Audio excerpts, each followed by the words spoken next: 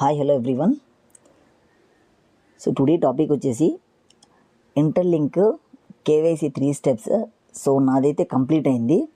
So ఏ విధంగా మీరు first step, second step, third step so ఏ విధంగా మీరు అప్లోడ్ చేయాలనేది నేను చెప్తాను. సో ఒక క్యూరేటర్ని మీరు సెలెక్ట్ చేసుకొని మళ్ళీ క్యాన్సిల్ చేసుకొని వేరొక క్యూరేటర్ని మీరు సెలెక్ట్ చేసుకుంటే మీరు ఏంటంటే అప్పుడు సో క్యూ పొజిషన్లో లాస్ట్ వెళ్ళిపోతారు. సో ఫస్ట్ ఎవరైతే క్యూ పొజిషన్లో మీరు అప్లై చేస్తుంటారో సో ఏ క్యూరేటర్ని మీరు సెలెక్ట్ చేసుకుంటే ఆ క్యూరేటర్లో మీ పొజిషన్ అనేది అక్కడ ఉంటుంది. సో ఇఫ్ ఇన్ కేస్ మీరు క్యాన్సిల్ చేసి వేరొక క్యూరేటర్ని సెలెక్ట్ చేసుకుంటే మీ నెంబర్ వచ్చేసి లాస్ట్కి వెళ్ళిపోయే ఛాన్సెస్ ఉంటుంది. సో నేను చూపిస్తాను. సో ఇక్కడ Interlink application dashboard. So verified ITLG మీద ట్యాప్ చేయండి. దెన్ వెరిఫై యువర్ ఐటీఎల్జీ ఇక్కడ ట్యాప్ చేయండి. సో చూడండి, verification level first, second, third 3 steps నాది కంప్లీట్ అయిపోయినాయి. చూడండి, so you have passed 3 verification level and will be verified in this first phase. So నాది migration ఎప్పుడైతే స్టార్ట్ అయిద్దో వెరిఫైడ్,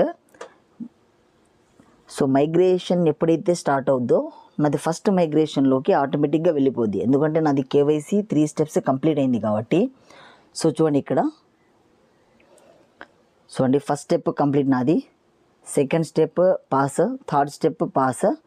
దెన్ ఇక్కడ చూడండి నాది ఇక్కడ లెవెల్ 3 లాస్ట్లో ఉంది కదా, ఎక్స్పైర్డ్ అని ఉంది. నాది 24 అవర్స్ నేను చూసుకోలేదు, యూఎస్ పెట్టాను, ఎక్స్పైర్డ్ అయిపోయింది.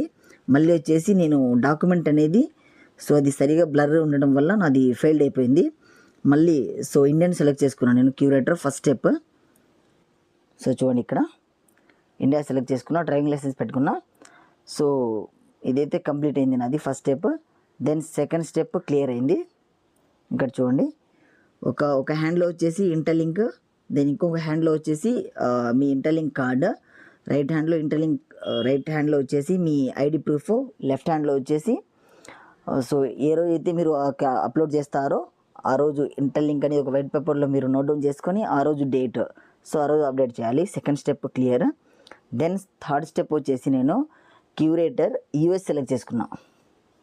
సో చూడండి, థర్డ్ స్టెప్ ఏం లేదు, జస్ట్ మీ క్యాప్చర్ విత్ మీ మొబైల్ అప్లికేషన్, మైనింగ్ చేస్తున్న అప్లికేషన్ డాష్బోర్డ్. సో ఆ బ్యాలెన్స్ అనేది క్లియర్గా షో అవ్వాలి.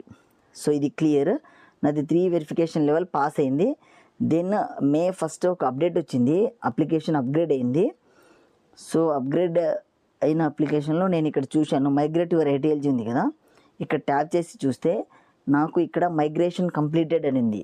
ఫస్ట్ మైగ్రేషన్లో ఫేజ్ 1లో నాది